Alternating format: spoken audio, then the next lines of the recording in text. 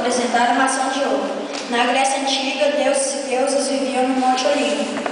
Eles observavam os seres humanos e muitas vezes interferiam em suas vidas. Mas quando o velho rei Peleu apaixonou-se por Tétis, a deusa do mar, ela se sentiu ofendida por ser cortejada por um Reles mortal.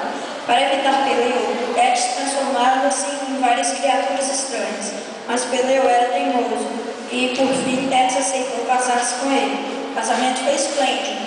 Todos os deuses e deusas foram convidados, exceto Eris, deusa da discórdia, porque ao casamento ele será lei. Furiosa com o insulto, Eris foi à festa e jogou no meio dos convidados seu presente de casamento, uma maçã de ouro onde se lia, a mais bela. Cada uma das três maiores deusas, Hera, Atena e Afrodite, queria a maçã para si. Os outros convidados não quiseram tomar partido, temiam a fúria das deusas preferidas. Então as três deusas voltaram ao Monte Olimpo, onde continuaram a brigar pela maçã. Peleu e Tétis tiveram um filho e lhe deram o nome de Aquiles.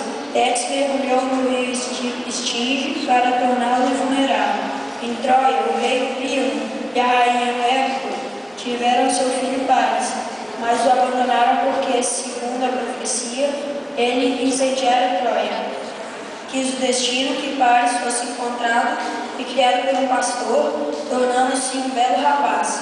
Durante todo esse tempo, as três deusas vaidosas, Hera, Atena e Afrodite, continuaram disputando a maçã de ouro. Certo dia, ao verem Paris, pediram que servisse de juiz. Paris pastoreava suas ovelhas quando elas apareceram diante dele. Jogaram-lhe a maçã e pediram que ela desse a mais bela. Atena tentou suborná-lo, prometendo-lhe infinita sabedoria.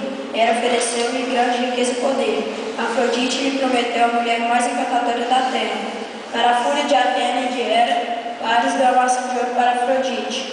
Afrodite, encantada, garantiu a Paris que cumpriria a promessa. Iremos apresentar a vocês o mito maçã de ouro e o julgamento de Paris.